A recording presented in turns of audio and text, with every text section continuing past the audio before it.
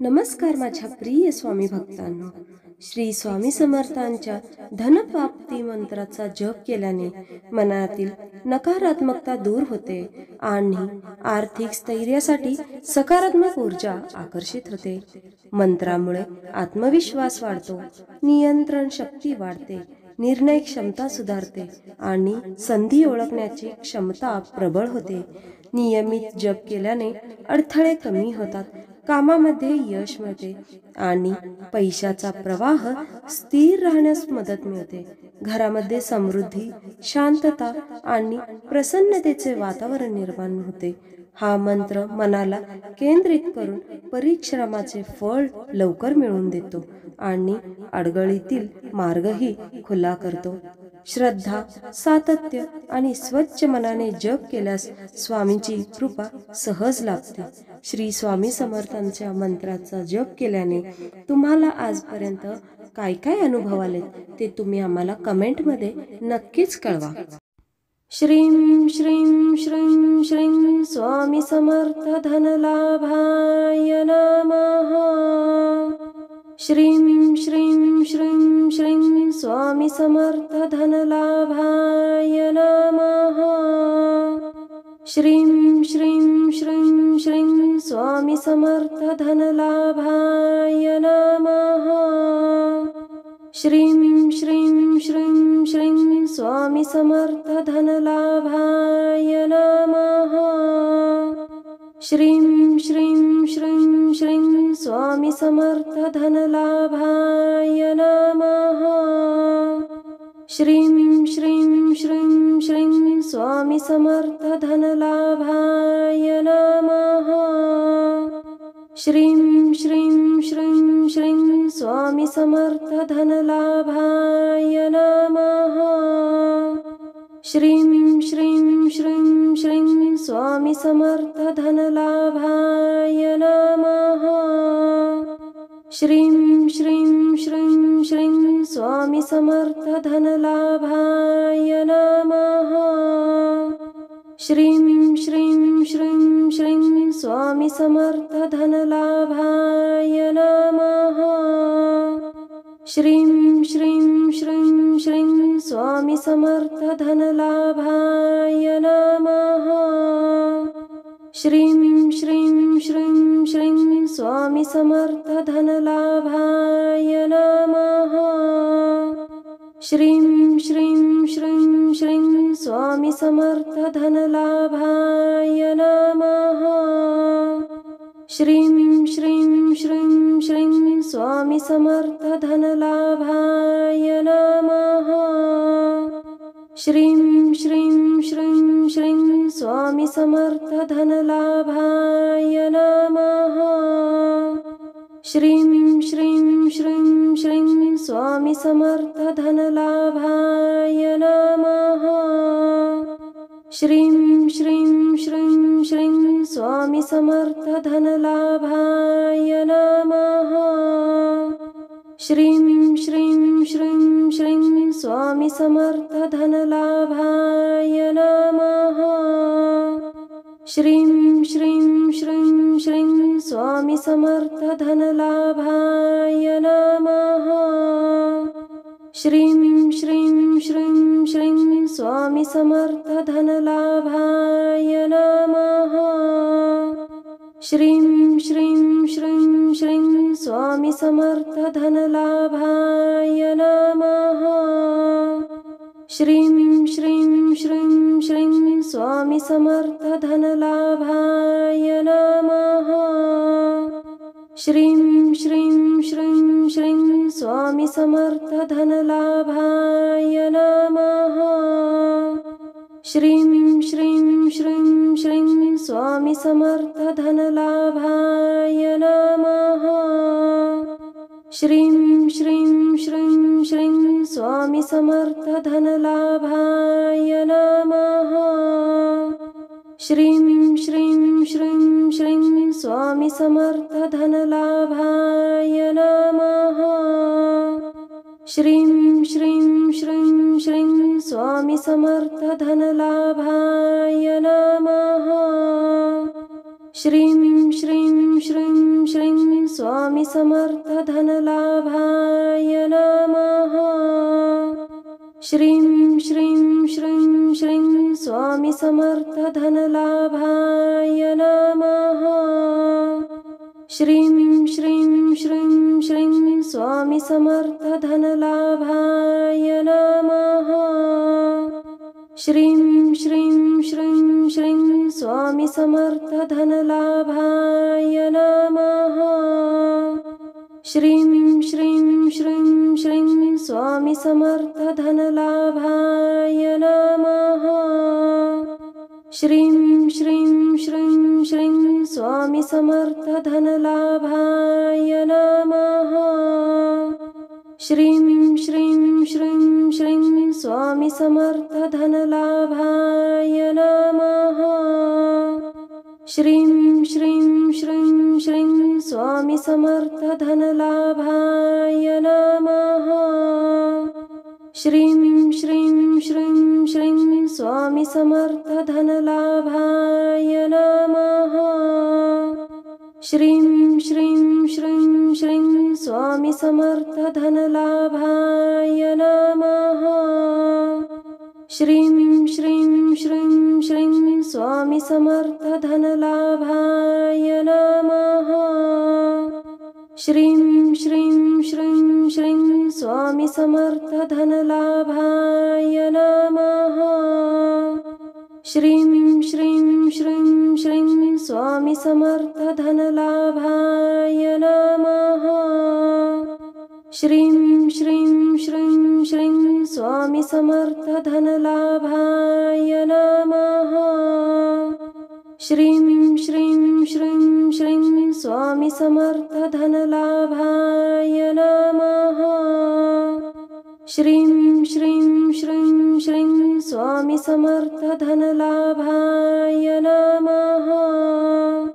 श्रीं श्रीं श्रीं श्रीं स्वामी समर्थ धनलाभाय नमः। श्रीं श्रीं श्रीं श्रीं स्वामी समर्थ धनलाभाय नमः। श्रीं श्रीं श्रीं श्रीं स्वामी समर्थ धनलाभाय नमः। श्रीं श्रीं श्रीं श्रीं स्वामी समर्थ धनलाभाय नमः। श्रीं श्रीं श्रीं श्रीं स्वामी समर्थ धनलाभाय नमः। श्रीं श्रीं श्रीं श्रीं स्वामी समर्थ धनलाभाय नमः। श्रीं श्रीं श्रीं श्रीं स्वामी समर्थ धनलाभाय नमः। श्रीं श्रीं श्रीं श्रीं स्वामी समर्थ धनलाभाय नमः। श्रीं श्रीं श्रीं श्रीं स्वामी समर्थ धनलाभाय नमः। श्रीं श्रीं श्रीं श्रीं स्वामी समर्थ धनलाभाय नमः। श्रीं श्रीं श्रीं श्रीं स्वामी समर्थ धनलाभाय नमः। श्रीं श्रीं श्रीं श्रीं स्वामी समर्थ धनलाभाय नमः। श्रीं श्रीं श्रीं श्रीं स्वामी समर्थ धनलाभाय नमः। श्रीं श्रीं श्रीं श्रीं स्वामी समर्थ धनलाभाय नमः। श्रीं श्रीं श्रीं श्रीं स्वामी समर्थ धनलाभाय नमः। श्रीं श्रीं श्रीं श्रीं स्वामी समर्थ धनलाभाय नमः। श्रीं श्रीं श्रीं श्रीं स्वामी समर्थ धनलाभाय नमः। श्रीं श्रीं श्रीं श्रीं स्वामी समर्थ धनलाभाय नमः। श्रीं श्रीं श्रीं श्रीं स्वामी समर्थ धनलाभाय नमः। श्रीं श्रीं श्रीं श्रीं स्वामी समर्थ धनलाभाय नमः।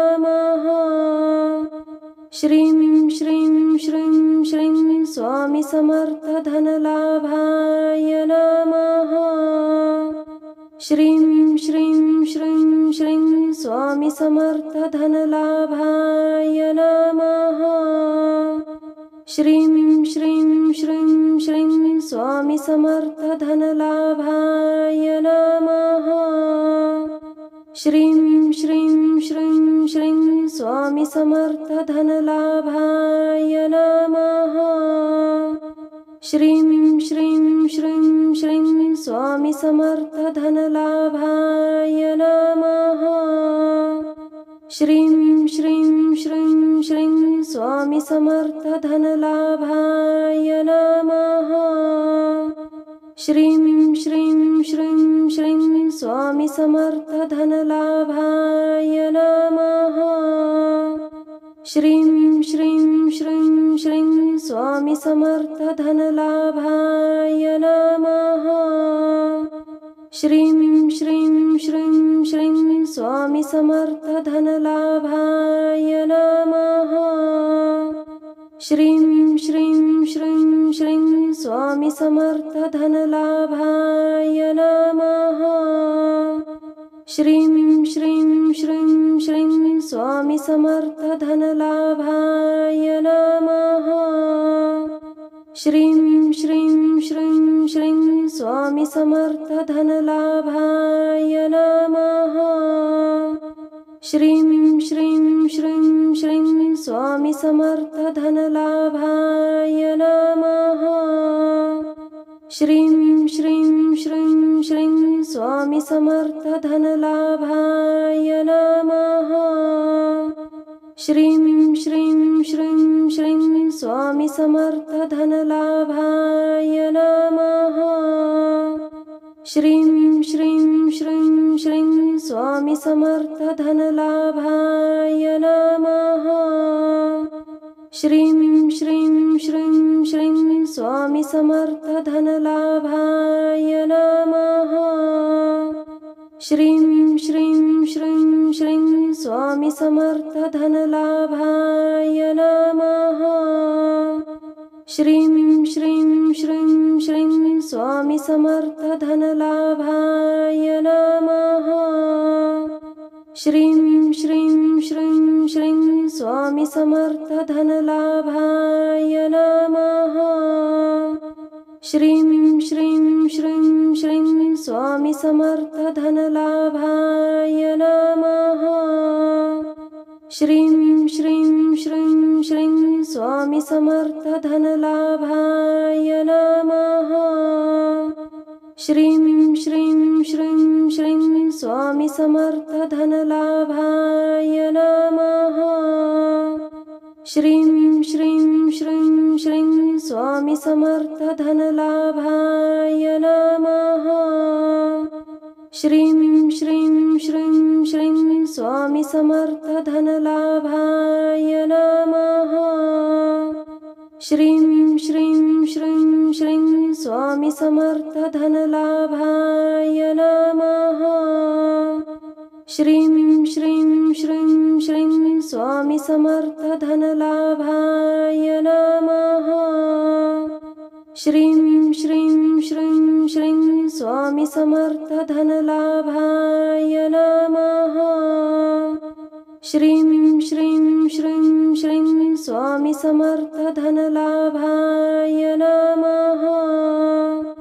श्रीं श्रीं श्रीं श्रीं स्वामी समर्थ धनलाभाय नमः।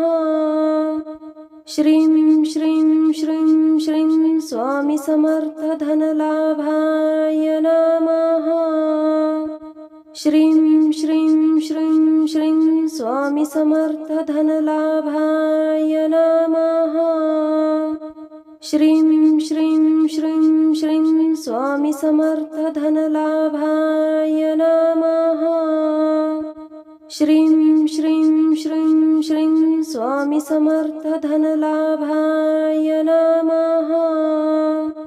श्रीं श्रीं श्रीं श्रीं स्वामी समर्थ धनलाभाय नमः। श्रीं श्रीं श्रीं श्रीं स्वामी समर्थ धनलाभाय नमः। श्रीं श्रीं श्रीं श्रीं स्वामी समर्थ धनलाभाय नमः। श्रीं श्रीं श्रीं श्रीं स्वामी समर्थ धनलाभाय नमः। श्रीं श्रीं श्रीं श्रीं स्वामी समर्थ धनलाभाय नमः। श्रीं श्रीं श्रीं श्रीं स्वामी समर्थ धनलाभाय नमः। श्रीं श्रीं श्रीं श्रीं स्वामी समर्थ धनलाभाय नमः। श्रीं श्रीं श्रीं श्रीं स्वामी समर्थ धनलाभाय नमः। श्रीं श्रीं श्रीं श्रीं स्वामी समर्थ धनलाभाय नमः। श्रीं श्रीं श्रीं श्रीं स्वामी समर्थ धनलाभाय नमः। श्रीं श्रीं श्रीं श्रीं स्वामी समर्थ धनलाभाय नमः। श्रीं श्रीं श्रीं श्रीं स्वामी समर्थ धनलाभाय नमः। श्रीं श्रीं श्रीं श्रीं स्वामी समर्थ धनलाभाय नमः। श्रीं श्रीं श्रीं श्रीं स्वामी समर्थ धनलाभाय नमः। श्रीं श्रीं श्रीं श्रीं स्वामी समर्थ धनलाभाय नमः। श्रीं श्रीं श्रीं श्रीं स्वामी समर्थ धनलाभाय नमः। श्रीं श्रीं श्रीं श्रीं स्वामी समर्थ धनलाभाय नमः। श्रीं श्रीं श्रीं श्रीं स्वामी समर्थ धनलाभाय नमः। श्रीं श्रीं श्रीं श्रीं स्वामी समर्थ धनलाभाय नमः। श्रीं श्रीं श्रीं श्रीं स्वामी समर्थ धनलाभाय नमः। श्रीं श्रीं श्रीं श्रीं स्वामी समर्थ धनलाभाय नमः। श्रीं श्रीं श्रीं श्रीं स्वामी समर्थ धनलाभाय नमः। श्रीं श्रीं श्रीं श्रीं स्वामी समर्थ धनलाभाय नमः। श्रीं श्रीं श्रीं श्रीं स्वामी समर्थ धनलाभाय नमः। श्रीं श्रीं श्रीं श्रीं स्वामी समर्थ धनलाभाय नमः। श्रीं श्रीं श्रीं श्रीं स्वामी समर्थ धनलाभाय नमः। श्रीं श्रीं श्रीं श्रीं स्वामी समर्थ धनलाभाय नमः। श्रीं श्रीं श्रीं श्रीं स्वामी समर्थ धनलाभाय नमः। श्रीं श्रीं श्रीं श्रीं स्वामी समर्थ धनलाभाय नमः। श्रीं श्रीं श्रीं श्रीं स्वामी समर्थ धनलाभाय नमः। श्रीं श्रीं श्रीं श्रीं स्वामी समर्थ धनलाभाय नमः। श्रीं श्रीं श्रीं श्रीं स्वामी समर्थ धनलाभाय नमः। श्रीं श्रीं श्रीं श्रीं स्वामी समर्थ धनलाभाय नमः। श्रीं श्रीं श्रीं श्रीं स्वामी समर्थ धनलाभाय नमः। श्रीं श्रीं श्रीं श्रीं स्वामी समर्थ धनलाभाय नमः। श्रीं श्रीं श्रीं श्रीं स्वामी समर्थ धनलाभाय नमः।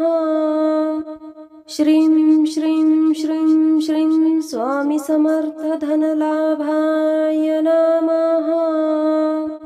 श्रीं श्रीं श्रीं श्रीं स्वामी समर्थ धनलाभाय नमः। श्रीं श्रीं श्रीं श्रीं स्वामी समर्थ धनलाभाय नमः। श्रीं श्रीं श्रीं श्रीं स्वामी समर्थ धनलाभाय नमः। श्रीं श्रीं श्रीं श्रीं स्वामी समर्थ धनलाभाय नमः। श्रीं श्रीं श्रीं श्रीं स्वामी समर्थ धनलाभाय नमः। श्रीं श्रीं श्रीं श्रीं स्वामी समर्थ धनलाभाय नमः। श्रीं श्रीं श्रीं श्रीं स्वामी समर्थ धनलाभाय नमः। श्रीं श्रीं श्रीं श्रीं स्वामी समर्थ धनलाभाय नमः। श्रीं श्रीं श्रीं श्रीं स्वामी समर्थ धनलाभाय नमः। श्रीं श्रीं श्रीं श्रीं स्वामी समर्थ धनलाभाय नमः। श्रीं श्रीं श्रीं श्रीं स्वामी समर्थ धनलाभाय नमः। श्रीं श्रीं श्रीं श्रीं स्वामी समर्थ धनलाभाय नमः। श्रीं श्रीं श्रीं श्रीं स्वामी समर्थ धनलाभाय नमः। श्रीं श्रीं श्रीं श्रीं स्वामी समर्थ धनलाभाय नमः। श्रीं श्रीं श्रीं श्रीं स्वामी समर्थ धनलाभाय नमः। श्रीं श्रीं श्रीं श्रीं स्वामी समर्थ धनलाभाय नमः। श्रीं श्रीं श्रीं श्रीं स्वामी समर्थ धनलाभाय नमः। श्रीं श्रीं श्रीं श्रीं स्वामी समर्थ धनलाभाय नमः। श्रीं श्रीं श्रीं श्रीं स्वामी समर्थ धनलाभाय नमः। श्रीं श्रीं श्रीं श्रीं स्वामी समर्थ धनलाभाय नमः। श्रीं श्रीं श्रीं श्रीं स्वामी समर्थ धनलाभाय नमः। श्रीं श्रीं श्रीं श्रीं स्वामी समर्थ धनलाभाय नमः। श्रीं श्रीं श्रीं श्रीं स्वामी समर्थ धनलाभाय नमः। श्रीं श्रीं श्रीं श्रीं स्वामी समर्थ धनलाभाय नमः। श्रीं श्रीं श्रीं श्रीं स्वामी समर्थ धनलाभाय नमः। श्रीं श्रीं श्रीं श्रीं स्वामी समर्थ धनलाभाय नमः। श्रीं श्रीं श्रीं श्रीं स्वामी समर्थ धनलाभाय नमः। श्रीं श्रीं श्रीं श्रीं स्वामी समर्थ धनलाभाय नमः। श्रीं श्रीं श्रीं श्रीं स्वामी समर्थ धनलाभाय नमः। श्रीं श्रीं श्रीं श्रीं स्वामी समर्थ धनलाभाय नमः।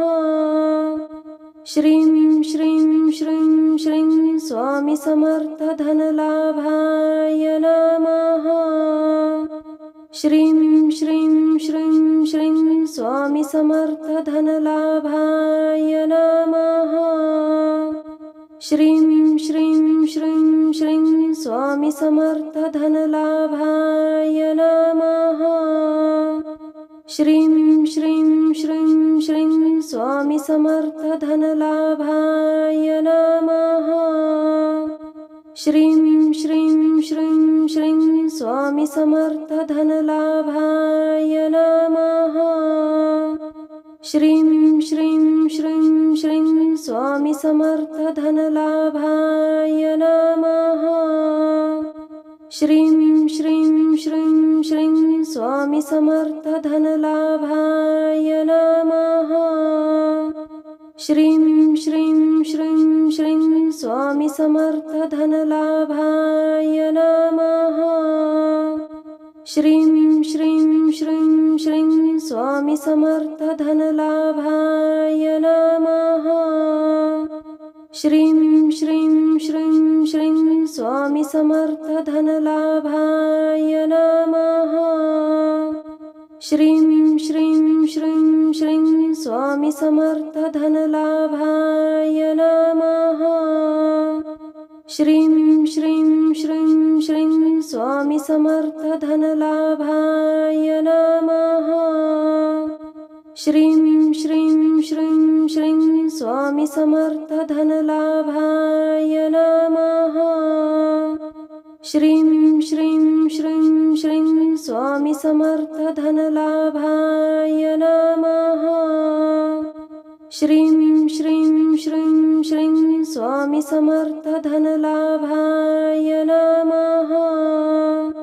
श्रीं श्रीं श्रीं श्रीं स्वामी समर्थ धनलाभाय नमः।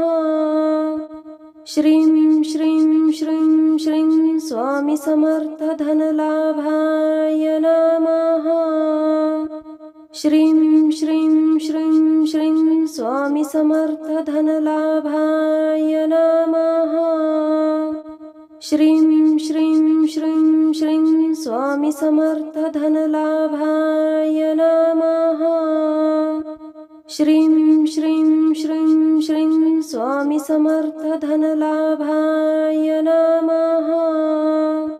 श्रीं श्रीं श्रीं श्रीं स्वामी समर्थ धनलाभाय नमः। श्रीं श्रीं श्रीं श्रीं स्वामी समर्थ धनलाभाय नमः।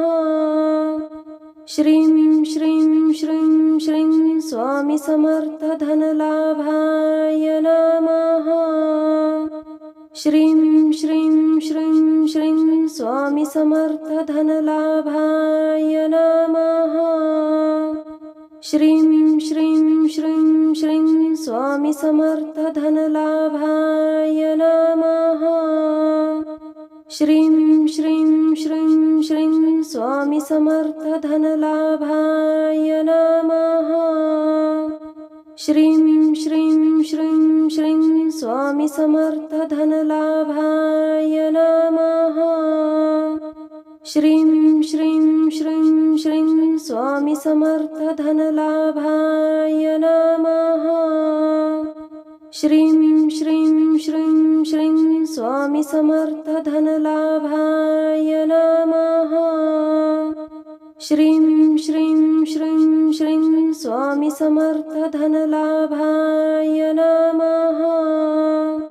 श्रीं श्रीं श्रीं श्रीं स्वामी समर्थ धनलाभाय नमः। श्रीं श्रीं श्रीं श्रीं स्वामी समर्थ धनलाभाय नमः। श्रीं श्रीं श्रीं श्रीं स्वामी समर्थ धनलाभाय नमः। श्रीं श्रीं श्रीं श्रीं स्वामी समर्थ धनलाभाय नमः।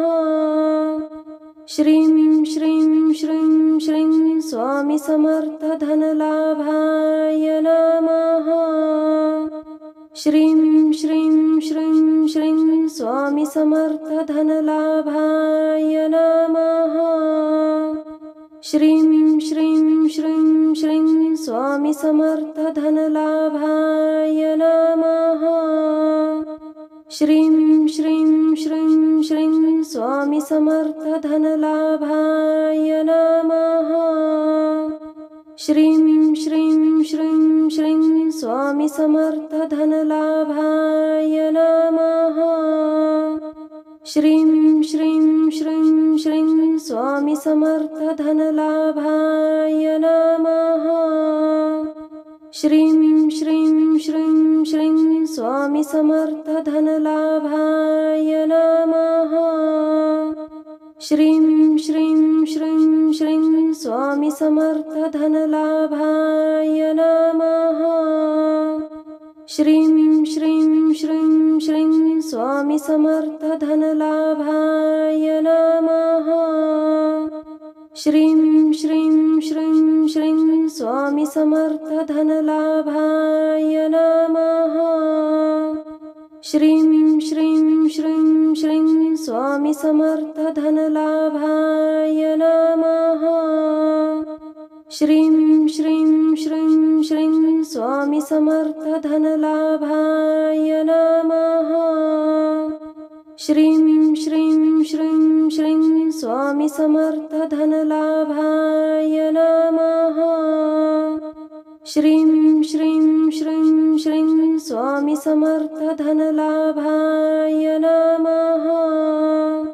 श्रीं श्रीं श्रीं श्रीं स्वामी समर्थ धनलाभाय नमः।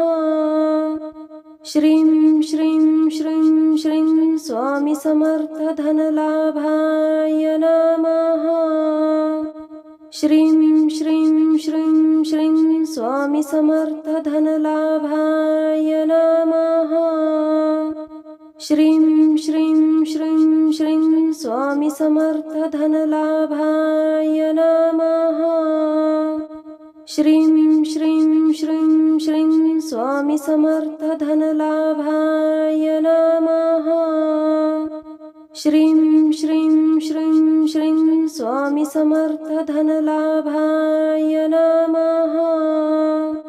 श्रीं श्रीं श्रीं श्रीं स्वामी समर्थ धनलाभाय नमः। श्रीं श्रीं श्रीं श्रीं स्वामी समर्थ धनलाभाय नमः। श्रीं श्रीं श्रीं श्रीं स्वामी समर्थ धनलाभाय नमः। श्रीं श्रीं श्रीं श्रीं स्वामी समर्थ धनलाभाय नमः। श्रीं श्रीं श्रीं श्रीं स्वामी समर्थ धनलाभाय नमः। श्रीं श्रीं श्रीं श्रीं स्वामी समर्थ धनलाभाय नमः। श्रीं श्रीं श्रीं श्रीं स्वामी समर्थ धनलाभाय नमः। श्रीं श्रीं श्रीं श्रीं स्वामी समर्थ धनलाभाय नमः। श्रीं श्रीं श्रीं श्रीं स्वामी समर्थ धनलाभाय नमः। श्रीं श्रीं श्रीं श्रीं स्वामी समर्थ धनलाभाय नमः। श्रीं श्रीं श्रीं श्रीं स्वामी समर्थ धनलाभाय नमः। श्रीं श्रीं श्रीं श्रीं स्वामी समर्थ धनलाभाय नमः। श्रीं श्रीं श्रीं श्रीं स्वामी समर्थ धनलाभाय नमः।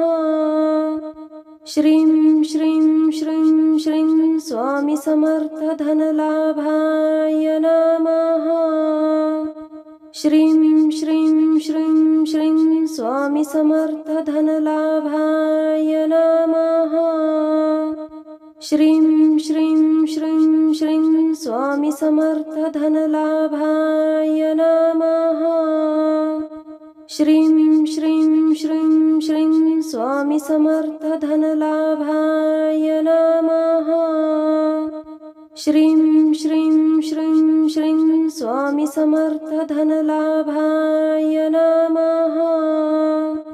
श्रीं श्रीं श्रीं श्रीं स्वामी समर्थ धनलाभाय नमः। श्रीं श्रीं श्रीं श्रीं स्वामी समर्थ धनलाभाय नमः। श्रीं श्रीं श्रीं श्रीं स्वामी समर्थ धनलाभाय नमः। श्रीं श्रीं श्रीं श्रीं स्वामी समर्थ धनलाभाय नमः। श्रीं श्रीं श्रीं श्रीं स्वामी समर्थ धनलाभाय नमः। श्रीं श्रीं श्रीं श्रीं स्वामी समर्थ धनलाभाय नमः। श्रीं श्रीं श्रीं श्रीं स्वामी समर्थ धनलाभाय नमः। श्रीं श्रीं श्रीं श्रीं स्वामी समर्थ धनलाभाय नमः। श्रीं श्रीं श्रीं श्रीं स्वामी समर्थ धनलाभाय नमः। श्रीं श्रीं श्रीं श्रीं स्वामी समर्थ धनलाभाय नमः। श्रीं श्रीं श्रीं श्रीं स्वामी समर्थ धनलाभाय नमः। श्रीं श्रीं श्रीं श्रीं स्वामी समर्थ धनलाभाय नमः। श्रीं श्रीं श्रीं श्रीं स्वामी समर्थ धनलाभाय नमः। श्रीं श्रीं श्रीं श्रीं स्वामी समर्थ धनलाभाय नमः। श्रीं श्रीं श्रीं श्रीं स्वामी समर्थ धनलाभाय नमः।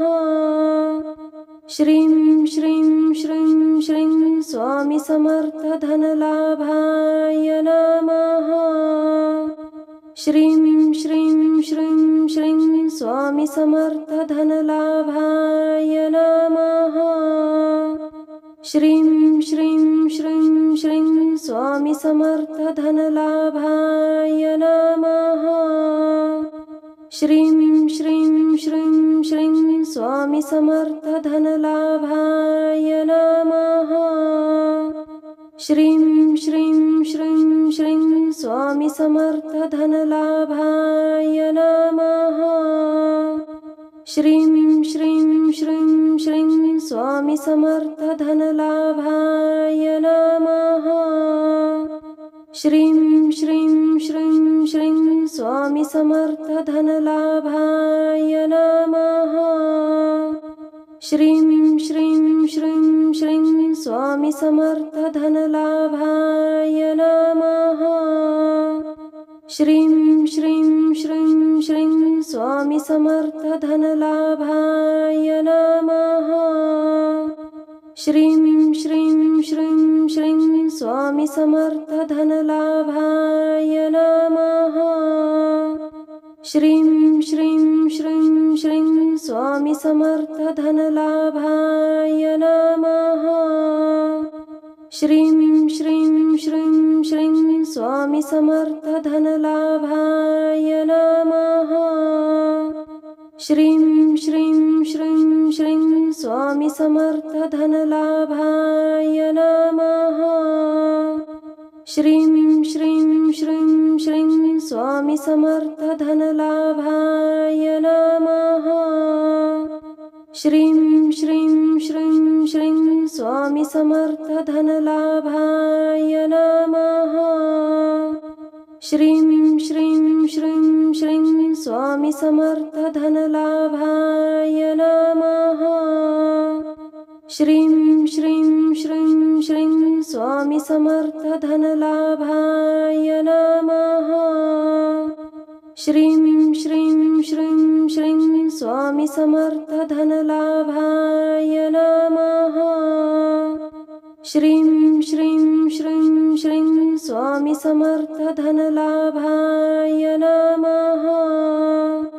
श्रीं श्रीं श्रीं श्रीं स्वामी समर्थ धनलाभाय नमः। श्रीं श्रीं श्रीं श्रीं स्वामी समर्थ धनलाभाय नमः। श्रीं श्रीं श्रीं श्रीं स्वामी समर्थ धनलाभाय नमः। श्रीं श्रीं श्रीं श्रीं स्वामी समर्थ धनलाभाय नमः। श्रीं श्रीं श्रीं श्रीं स्वामी समर्थ धनलाभाय नमः। श्रीं श्रीं श्रीं श्रीं स्वामी समर्थ धनलाभाय नमः। श्रीं श्रीं श्रीं श्रीं स्वामी समर्थ धनलाभाय नमः। श्रीं श्रीं श्रीं श्रीं स्वामी समर्थ धनलाभाय नमः।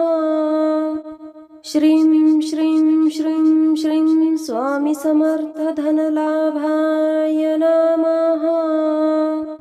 श्रीं श्रीं श्रीं श्रीं स्वामी समर्थ धनलाभाय नमः। श्रीं श्रीं श्रीं श्रीं स्वामी समर्थ धनलाभाय नमः। श्रीं श्रीं श्रीं श्रीं स्वामी समर्थ धनलाभाय नमः। श्रीं श्रीं श्रीं श्रीं स्वामी समर्थ धनलाभाय नमः।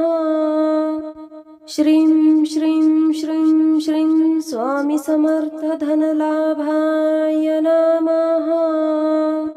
श्रीं श्रीं श्रीं श्रीं स्वामी समर्थ धनलाभाय नमः। श्रीं श्रीं श्रीं श्रीं स्वामी समर्थ धनलाभाय नमः। श्रीं श्रीं श्रीं श्रीं स्वामी समर्थ धनलाभाय नमः। श्रीं श्रीं श्रीं श्रीं स्वामी समर्थ धनलाभाय नमः। श्रीं श्रीं श्रीं श्रीं स्वामी समर्थ धनलाभाय नमः। श्रीं श्रीं श्रीं श्रीं स्वामी समर्थ धनलाभाय नमः। श्रीं श्रीं श्रीं श्रीं स्वामी समर्थ धनलाभाय नमः। श्रीं श्रीं श्रीं श्रीं स्वामी समर्थ धनलाभाय नमः। श्रीं श्रीं श्रीं श्रीं स्वामी समर्थ धनलाभाय नमः। श्रीं श्रीं श्रीं श्रीं स्वामी समर्थ धनलाभाय नमः। श्रीं श्रीं श्रीं श्रीं स्वामी समर्थ धनलाभाय नमः। श्रीं श्रीं श्रीं श्रीं स्वामी समर्थ धनलाभाय नमः। श्रीं श्रीं श्रीं श्रीं स्वामी समर्थ धनलाभाय नमः। श्रीं श्रीं श्रीं श्रीं स्वामी समर्थ धनलाभाय नमः। श्रीं श्रीं श्रीं श्रीं स्वामी समर्थ धनलाभाय नमः। श्रीं श्रीं श्रीं श्रीं स्वामी समर्थ धनलाभाय नमः। श्रीं श्रीं श्रीं श्रीं स्वामी समर्थ धनलाभाय नमः। श्रीं श्रीं श्रीं श्रीं स्वामी समर्थ धनलाभाय नमः। श्रीं श्रीं श्रीं श्रीं स्वामी समर्थ धनलाभाय नमः। श्रीं श्रीं श्रीं श्रीं स्वामी समर्थ धनलाभाय नमः। श्रीं श्रीं श्रीं श्रीं स्वामी समर्थ धनलाभाय नमः। श्रीं श्रीं श्रीं श्रीं स्वामी समर्थ धनलाभाय नमः। श्रीं श्रीं श्रीं श्रीं स्वामी समर्थ धनलाभाय नमः। श्रीं श्रीं श्रीं श्रीं स्वामी समर्थ धनलाभाय नमः। श्रीं श्रीं श्रीं श्रीं स्वामी समर्थ धनलाभाय नमः। श्रीं श्रीं श्रीं श्रीं स्वामी समर्थ धनलाभाय नमः। श्रीं श्रीं श्रीं श्रीं स्वामी समर्थ धनलाभाय नमः। श्रीं श्रीं श्रीं श्रीं स्वामी समर्थ धनलाभाय नमः। श्रीं श्रीं श्रीं श्रीं स्वामी समर्थ धनलाभाय नमः। श्रीं श्रीं श्रीं श्रीं स्वामी समर्थ धनलाभाय नमः। श्रीं श्रीं श्रीं श्रीं स्वामी समर्थ धनलाभाय नमः। श्रीं श्रीं श्रीं श्रीं स्वामी समर्थ धनलाभाय नमः। श्रीं श्रीं श्रीं श्रीं स्वामी समर्थ धनलाभाय नमः। श्रीं श्रीं श्रीं श्रीं स्वामी समर्थ धनलाभाय नमः। श्रीं श्रीं श्रीं श्रीं स्वामी समर्थ धनलाभाय नमः। श्रीं श्रीं श्रीं श्रीं स्वामी समर्थ धनलाभाय नमः। श्रीं श्रीं श्रीं श्रीं स्वामी समर्थ धनलाभाय नमः। श्रीं श्रीं श्रीं श्रीं स्वामी समर्थ धनलाभाय नमः। श्रीं श्रीं श्रीं श्रीं स्वामी समर्थ धनलाभाय नमः। श्रीं श्रीं श्रीं श्रीं स्वामी समर्थ धनलाभाय नमः। श्रीं श्रीं श्रीं श्रीं स्वामी समर्थ धनलाभाय नमः। श्रीं श्रीं श्रीं श्रीं स्वामी समर्थ धनलाभाय नमः। श्रीं श्रीं श्रीं श्रीं स्वामी समर्थ धनलाभाय नमः। श्रीं श्रीं श्रीं श्रीं स्वामी समर्थ धनलाभाय नमः। श्रीं श्रीं श्रीं श्रीं स्वामी समर्थ धनलाभाय नमः। श्रीं श्रीं श्रीं श्रीं स्वामी समर्थ धनलाभाय नमः। श्रीं श्रीं श्रीं श्रीं स्वामी समर्थ धनलाभाय नमः। श्रीं श्रीं श्रीं श्रीं स्वामी समर्थ धनलाभाय नमः। श्रीं श्रीं श्रीं श्रीं स्वामी समर्थ धनलाभाय नमः। श्रीं श्रीं श्रीं श्रीं स्वामी समर्थ धनलाभाय नमः। श्रीं श्रीं श्रीं श्रीं स्वामी समर्थ धनलाभाय नमः। श्रीं श्रीं श्रीं श्रीं स्वामी समर्थ धनलाभाय नमः।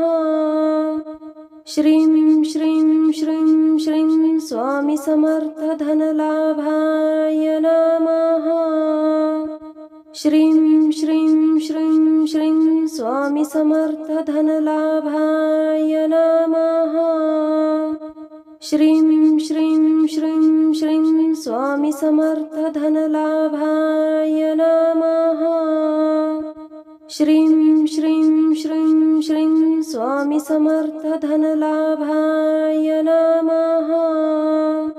श्रीं श्रीं श्रीं श्रीं स्वामी समर्थ धनलाभाय नमः। श्रीं श्रीं श्रीं श्रीं स्वामी समर्थ धनलाभाय नमः। श्रीं श्रीं श्रीं श्रीं स्वामी समर्थ धनलाभाय नमः।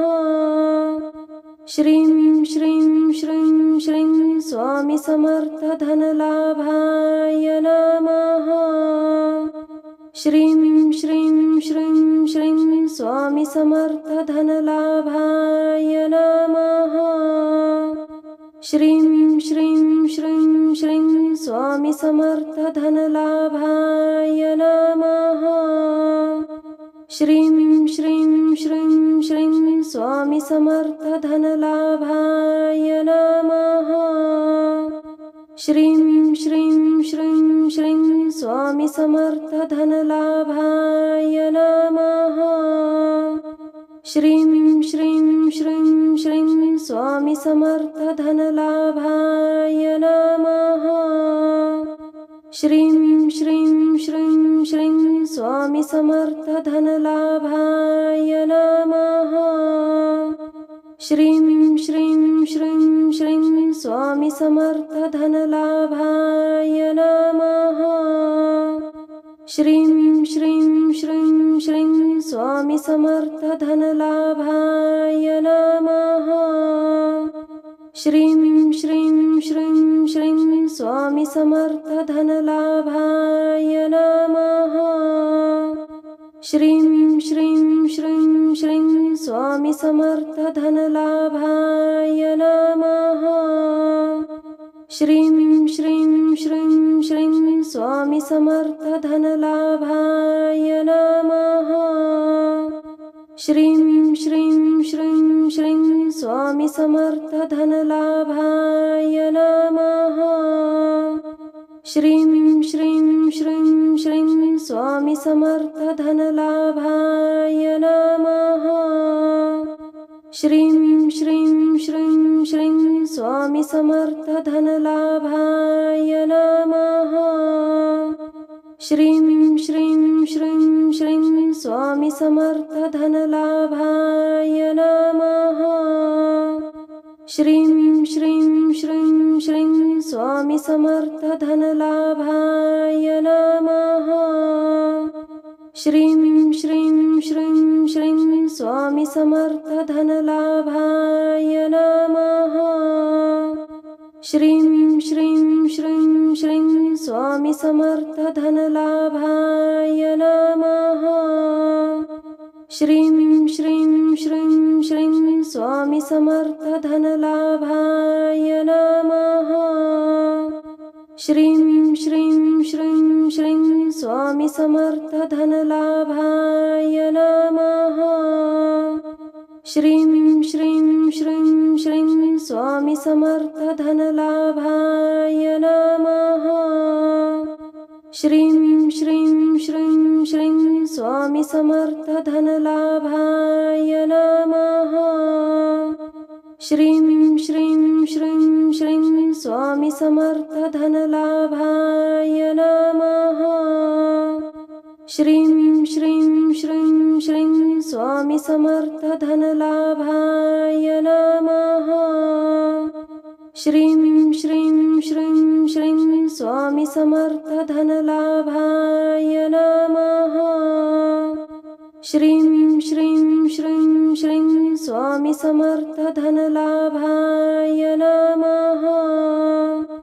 श्रीं श्रीं श्रीं श्रीं स्वामी समर्थ धनलाभाय नमः। श्रीं श्रीं श्रीं श्रीं स्वामी समर्थ धनलाभाय नमः। श्रीं श्रीं श्रीं श्रीं स्वामी समर्थ धनलाभाय नमः। श्रीं श्रीं श्रीं श्रीं स्वामी समर्थ धनलाभाय नमः। श्रीं श्रीं श्रीं श्रीं स्वामी समर्थ धनलाभाय नमः। श्रीं श्रीं श्रीं श्रीं स्वामी समर्थ धनलाभाय नमः। श्रीं श्रीं श्रीं श्रीं स्वामी समर्थ धनलाभाय नमः। श्रीं श्रीं श्रीं श्रीं स्वामी समर्थ धनलाभाय नमः। श्रीं श्रीं श्रीं श्रीं स्वामी समर्थ धनलाभाय नमः। श्रीं श्रीं श्रीं श्रीं स्वामी समर्थ धनलाभाय नमः। श्रीं श्रीं श्रीं श्रीं स्वामी समर्थ धनलाभाय नमः। श्रीं श्रीं श्रीं श्रीं स्वामी समर्थ धनलाभाय नमः। श्रीं श्रीं श्रीं श्रीं स्वामी समर्थ धनलाभाय नमः। श्रीं श्रीं श्रीं श्रीं स्वामी समर्थ धनलाभाय नमः। श्रीं श्रीं श्रीं श्रीं स्वामी समर्थ धनलाभाय नमः। श्रीं श्रीं श्रीं श्रीं स्वामी समर्थ धनलाभाय नमः। श्रीं श्रीं श्रीं श्रीं स्वामी समर्थ धनलाभाय नमः। श्रीं श्रीं श्रीं श्रीं स्वामी समर्थ धनलाभाय नमः। श्रीं श्रीं श्रीं श्रीं स्वामी समर्थ धनलाभाय नमः। श्रीं श्रीं श्रीं श्रीं स्वामी समर्थ धनलाभाय नमः। श्रीं श्रीं श्रीं श्रीं स्वामी समर्थ धनलाभाय नमः। श्रीं श्रीं श्रीं श्रीं स्वामी समर्थ धनलाभाय नमः। श्रीं श्रीं श्रीं श्रीं स्वामी समर्थ धनलाभाय नमः। श्रीं श्रीं श्रीं श्रीं स्वामी समर्थ धनलाभाय नमः। श्रीं श्रीं श्रीं श्रीं स्वामी समर्थ धनलाभाय नमः। श्रीं श्रीं श्रीं श्रीं स्वामी समर्थ धनलाभाय नमः। श्रीं श्रीं श्रीं श्रीं स्वामी समर्थ धनलाभाय नमः। श्रीं श्रीं श्रीं श्रीं स्वामी समर्थ धनलाभाय नमः। श्रीं श्रीं श्रीं श्रीं स्वामी समर्थ धनलाभाय नमः। श्रीं श्रीं श्रीं श्रीं स्वामी समर्थ धनलाभाय नमः। श्रीं श्रीं श्रीं श्रीं स्वामी समर्थ धनलाभाय नमः। श्रीं श्रीं श्रीं श्रीं स्वामी समर्थ धनलाभाय नमः। श्रीं श्रीं श्रीं श्रीं स्वामी समर्थ धनलाभाय नमः। श्रीं श्रीं श्रीं श्रीं स्वामी समर्थ धनलाभाय नमः। श्रीं श्रीं श्रीं श्रीं स्वामी समर्थ धनलाभाय नमः। श्रीं श्रीं श्रीं श्रीं स्वामी समर्थ धनलाभाय नमः। श्रीं श्रीं श्रीं श्रीं स्वामी समर्थ धनलाभाय नमः। श्रीं श्रीं श्रीं श्रीं स्वामी समर्थ धनलाभाय नमः। श्रीं श्रीं श्रीं श्रीं स्वामी समर्थ धनलाभाय नमः। श्रीं श्रीं श्रीं श्रीं स्वामी समर्थ धनलाभाय नमः। श्रीं श्रीं श्रीं श्रीं स्वामी समर्थ धनलाभाय नमः। श्रीं श्रीं श्रीं श्रीं स्वामी समर्थ धनलाभाय नमः। श्रीं श्रीं श्रीं श्रीं स्वामी समर्थ धनलाभाय नमः। श्रीं श्रीं श्रीं श्रीं स्वामी समर्थ धनलाभाय नमः। श्रीं श्रीं श्रीं श्रीं स्वामी समर्थ धनलाभाय नमः।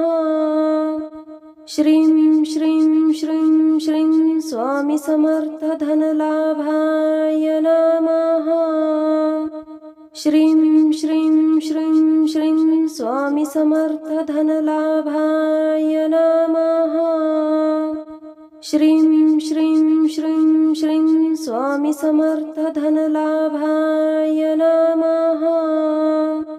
श्रीं श्रीं श्रीं श्रीं स्वामी समर्थ धनलाभाय नमः। श्रीं श्रीं श्रीं श्रीं स्वामी समर्थ धनलाभाय नमः। श्रीं श्रीं श्रीं श्रीं स्वामी समर्थ धनलाभाय नमः। श्रीं श्रीं श्रीं श्रीं स्वामी समर्थ धनलाभाय नमः। श्रीं श्रीं श्रीं श्रीं स्वामी समर्थ धनलाभाय नमः। श्रीं श्रीं श्रीं श्रीं स्वामी समर्थ धनलाभाय नमः। श्रीं श्रीं श्रीं श्रीं स्वामी समर्थ धनलाभाय नमः। श्रीं श्रीं श्रीं श्रीं स्वामी समर्थ धनलाभाय नमः। श्रीं श्रीं श्रीं श्रीं स्वामी समर्थ धनलाभाय नमः। श्रीं श्रीं श्रीं श्रीं स्वामी समर्थ धनलाभाय नमः। श्रीं श्रीं श्रीं श्रीं स्वामी समर्थ धनलाभाय नमः। श्रीं श्रीं श्रीं श्रीं स्वामी समर्थ धनलाभाय नमः। श्रीं श्रीं श्रीं श्रीं स्वामी समर्थ धनलाभाय नमः।